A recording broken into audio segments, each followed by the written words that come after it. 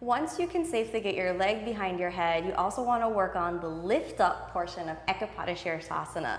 This is also called Chakrasana from the third series of Ashtanga yoga. So let's take a look at that together. The first thing you want to be sure that you have is a good leg behind the head. So if you don't do that, you could check out my video on Ekapada Sirsasana and learn how to get your leg behind your head. Then you want to inhale as you open and externally rotate your hip joint.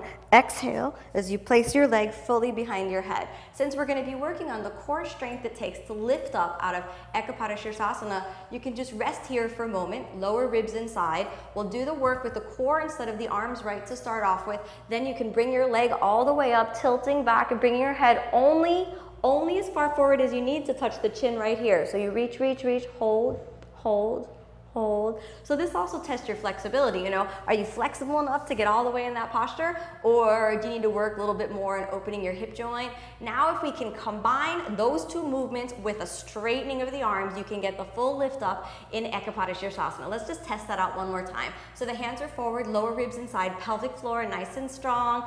Dip a little bit back, squeeze the head of the thigh bone into the socket. Reach, only as much forward as you need to touch the chin. Hold, hold. If you feel your thigh right here burning, a little cramping, it's a good sign. Just hang out there. Hold, hold, hold, and all the way down.